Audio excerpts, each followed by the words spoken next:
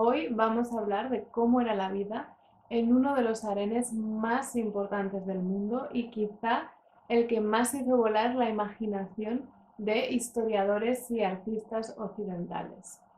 Hablo del misterioso harén del Palacio de Topkapı en Estambul.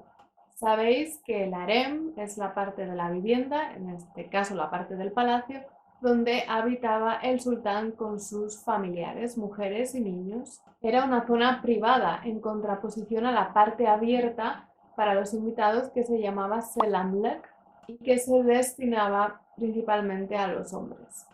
Como zona privada era un verdadero privilegio entrar allí. Solamente lo podía hacer el sultán, su familia más cercana y algunos sirvientes. Esto quiere decir que estaba totalmente prohibido para el resto de los mortales y solamente algunos hombres como médicos, músicos, profesores para los príncipes podían acceder, pero de manera muy controlada, es decir, en determinados días y en determinadas zonas del harén. Un buen ejemplo de lo privada que era la entrada al harem es esta historia, rumor, de que en 1869 la emperatriz Eugenia de Montijo recibió un bofetón de parte de la madre del sultán cuando ella intentó entrar en el harem acompañada del propio sultán. Como os he dicho que era un lugar de acceso tan restringido, quizá ahora mismo os estáis imaginando que allí vivía el sultán, cuatro familiares y poco más. Nada que ver, porque podía llegar a haber hasta 1000 personas viviendo en el harén. Para que os hagáis una idea, el harén de Topkapı tenía 46 lavabos, 8 baños turcos, 4 pequeñas cocinas, 2 mezquitas, 6 despensas, una piscina y un hospital. Eso sí, todo funcionaba de manera muy precisa y muy compleja. Bueno, entonces, ¿quién vivía en el harem? Pues vamos a desgranar esta jerarquía que existía. La persona que más mandaba en el harem, por debajo del sultán, lógicamente, era su madre, la sultana Valida. Ella lo dirigía todo, incluso podía tomar partido, y de hecho pues solía hacerlo, en los asuntos de Estado. Habitaciones propias, sirvientes para ella sola, libertad de movimientos, recursos financieros, en definitiva, un gran poder. Por debajo de ella, en estricto orden, estaba la primera esposa del sultán o la madre de su primogénito, también con habitaciones especiales. Más abajo, en tercera posición, digamos, estaban sus otras esposas oficiales. El número ya dependía de cada sultán. Y en esta misma posición, digamos en tercera posición, también podían estar sus concubinas más especiales. No era común que las esclavas llegaran a ser esposas oficiales, ya que los tratos comerciales con otros ricos proporcionaban al sultán esposas para tener hijos reconocidos. Y bueno, en el harén también vivían los príncipes, los demás hijos del sultán. Bueno, hasta aquí bien. ¿Y quiénes eran las otras personas que vivían en el harén? Por supuesto, los sirvientes, mujeres y eunucos, que, por cierto, si no tenéis ni idea de quiénes eran los eunucos, id a ver este vídeo de aquí. No os preocupéis, me pausáis y yo os espero. Pero aparte de los sirvientes, también había otras muchas mujeres divididas en categorías. Vamos a explicarlo esto de manera un poco más interesante. Vamos a imaginar que acaba de llegar un grupo de mujeres al Palacio de Topkapı para formar parte del harem. Casi con total seguridad serían esclavas y no musulmanas, ya fuera capturadas en batallas o reclutadas por las diferentes partes del imperio. Incluso también podrían ser regalos para el sultán.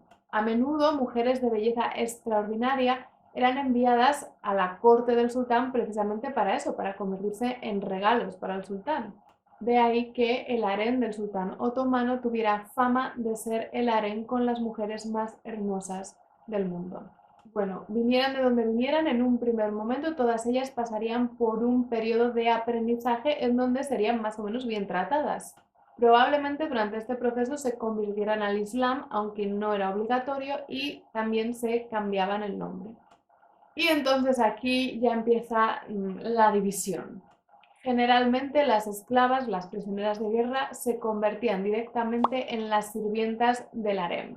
Era el grupo más numeroso. Si se veía que alguna de estas esclavas tenía cierta predisposición, una mayor inteligencia, cierta belleza, podía pasar a formar parte de las doncellas, de las concubinas, de las esposas oficiales, de la madre del sultán o del resto de la familia otomana. Es decir, una especie de sirvienta personal de cámara a las órdenes de alguien importante en el harem. Y ya, si alguna de estas esclavas era excepcionalmente hermosa o había sido regalada precisamente para el sultán, en general todas aquellas que tuvieran madera para gustar al sultán se las instruía en canto, danza, recitales de poesía, tocar algún instrumento, seducciones varias, digámoslo así. Y se le podía presentar directamente ya al sultán o a otros altos cargos de la corte.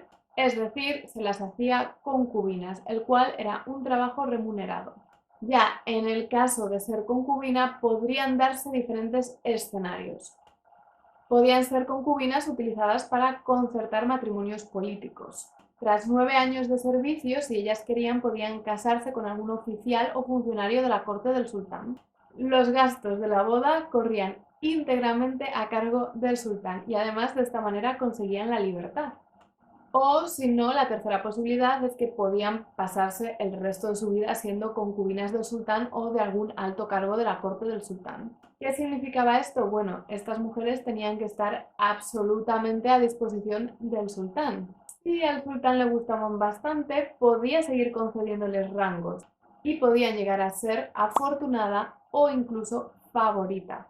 Y esto ya era algo serio, porque recordemos que os he dicho que las favoritas podían estar en el mismo rango que las demás esposas oficiales.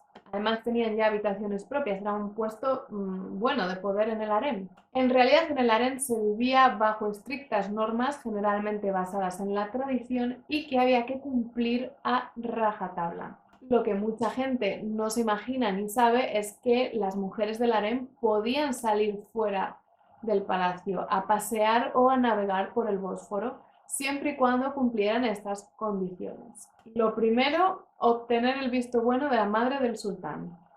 Estar vigiladas por un grupo de eunucos que actuaban como séquito y guardaespaldas. Y llevar la cara cubierta porque como familiares del sultán tenían que tener un cierto aire de misterio y de distancia con los demás. Quizá os interese saber que pocas mujeres escaparon del harén en todos los siglos de su existencia. ¿Por qué? Bueno, primero y lo más lógico es porque no tendrían a dónde ir. Segundo, porque realmente el harem les proporcionaba una vida muy cómoda, comida, techo, ciertos lujos, cierto poder social. Claro que no todo era tan placentero dentro del harem, porque sí, como imagináis, existía bastante rivalidad entre las mujeres, sobre todo a partir del siglo XVI, porque es cuando se instauró la costumbre de que cualquier mujer en sí podría dar un hijo al sultán y quizá pudiera llegar a ser el sucesor. Los asesinatos de los hijos del sultán, por tanto, no fueron algo extraño en el Imperio Otomano. De hecho, hubo sultanes que no llegaron a recuperarse nunca del trauma que les había producido matar a sus propios hermanos y hermanastros. Pero bueno, de todo esto y de la jaula, que es otra parte del harem, quiero hablar en otro vídeo, así que estad atentos porque vendrá próximamente y es una historia muy interesante. Ah, y antes de acabar el vídeo quiero dejar claro que la práctica del harem hoy en día está prohibida en Turquía, por si a alguien le quedaba alguna duda, lo aclaro. Espero que os haya interesado. No sé si conocéis la complejidad de los harenes, pero ya sabéis, todo lo que se os ocurra me lo contáis debajo y yo os voy contestando poco a poco. Suscribiros a mi canal si os interesa la cultura turca y queréis estar informados de más vídeos y nosotros nos vemos en el siguiente. Sé que vais a estar ahí y no me vais a fallar.